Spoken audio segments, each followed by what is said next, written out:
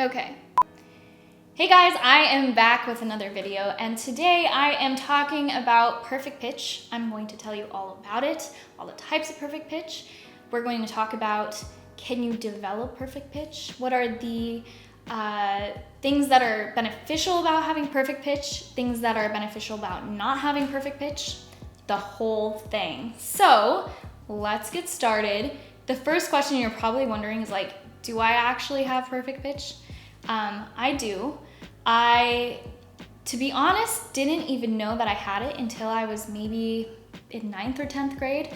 Basically what happened is I was in some kind of a master class and they started describing perfect pitch. Of course I had heard of perfect pitch, but I just assumed I didn't have it. And recognizing pitches for me was basically the same as recognizing colors. So that's the easiest way I could explain it. So like I see purple, I know it's purple. I hear a C, I know it's a C. So I was in a master class and they were describing perfect pitch and I was like, what? Oh, I guess I have perfect pitch. And I should have known, like I guess nobody recognized it or told me or something, but like when I was quite a bit younger, I was in some kind of a master class and the person sang the part that they wanted me to start playing and I played it in the key that they sang, which is impossible, most likely, unless you have perfect pitch. So yeah, from a very young age, I think I had it. And you know, okay, the first thing that people wonder is like, how do you develop perfect pitch? And there's this whole debate, is it a learned thing or is it a hereditary thing? To be honest, I don't know. I'm always interested and I read so much about it and I hear very contradictory things, so I don't know what that is. So I did start playing when I was 4. So that's the time that, you know, your mind is a sponge and it's very easy to learn languages and all these different things. And you just, you know, retain so much information. And then by the time you're older, it's much harder. So that could have been a huge reason that I developed perfect pitch. I don't know. I don't know if it's something that maybe is a hereditary thing, but you have to develop it. That's an interesting theory. I'm not quite sure.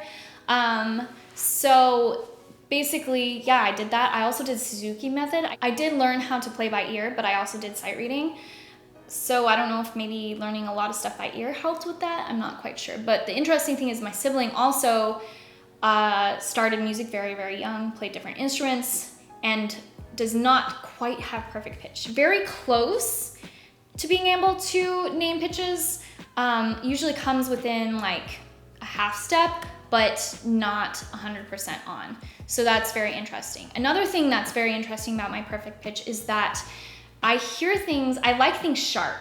So when I was in school, if I had like a woodwind quintet or I was playing in some kind of an ensemble, I would usually ask them like, could we actually tune to 442? Because this is the reason why it's so interesting. When I was little, because I started so young, I would push my flute all the way in. So my pitch, I think basically, I got used to hearing things incredibly sharp. Of course, when I got older, I realized, oh, you're not supposed to do that. Duh, like, okay. But anyway, I've always liked things sharp. In the recording industry, typically you're recording at 440, so I've gotten used to that, of course, and I'm fine playing at 440, but I prefer things at 442. I'll also explain the type of perfect pitch I have. I have the type of perfect pitch that I hear a note and I can tell you what it is. There are certain people that can only do that with particular instruments, usually the instrument that they play. I can do it across any instrument. I can also hear like just some random noise, like an elevator ding or, you know, whatever it may be, the microwave or something like that. I can hear a ding and I can tell you what the note is. What I cannot do is I can't tell you how many cents sharp or flat it is. I can tell you, I think it's sharp, I think it's flat, this is where I think it is, and I'm usually pretty right, but I cannot tell you the exact, like, how many cents sharp or flat. There are people though that can do that. One of my former roommates was able to do that.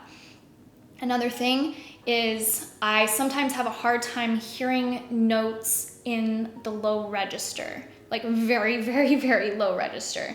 A lot of that I'm sure has to deal with the fact that I played flute growing up. I didn't play piano, I didn't play an instrument that was low, so a lot of the music I'm used to hearing is higher pitched. So that's how my ear is developed.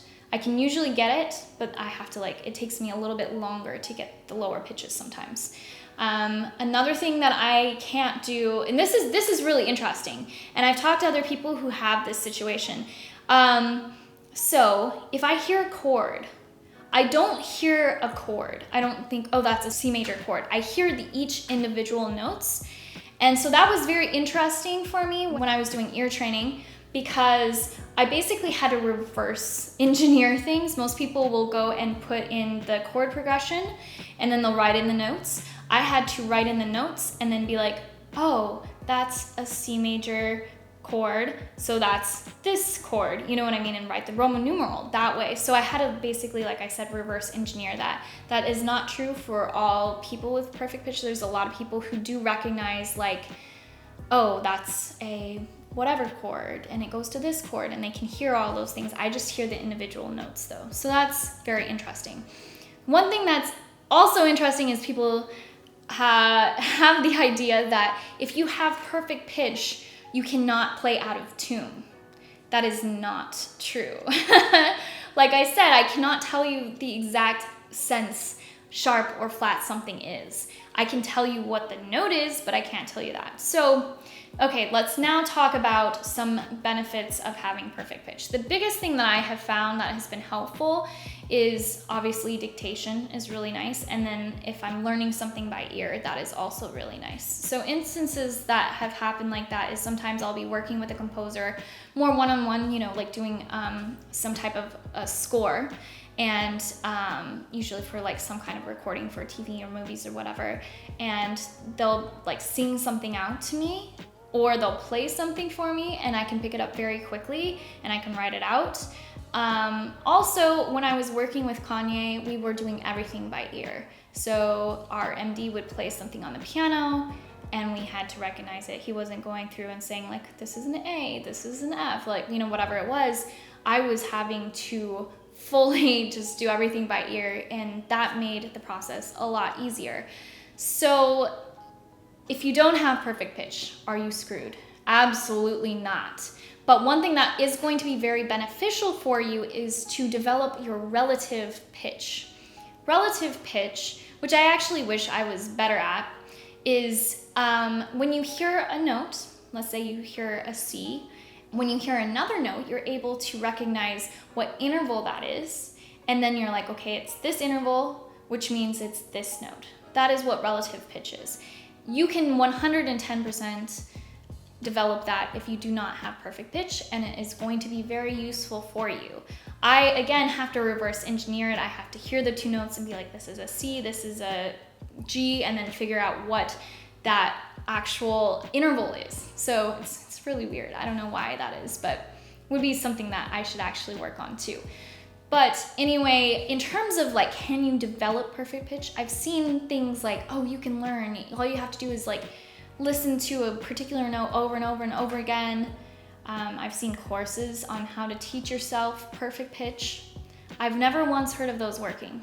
If it is worked for you, I would be very interested in hearing about it. So let me know in the comments below. But like I said, I've never heard of that working. So, if you are looking at, you want to have perfect pitch or whatever, and you're looking into one of those courses, get some, get a second opinion. I just don't want you to be scammed. I'm not saying they're a scam.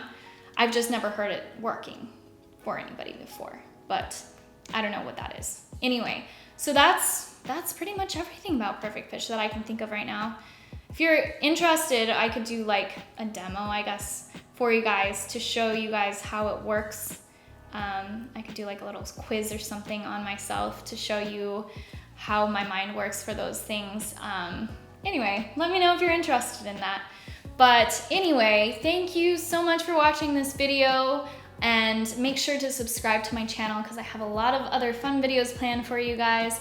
Make sure to also follow me on Instagram and Facebook.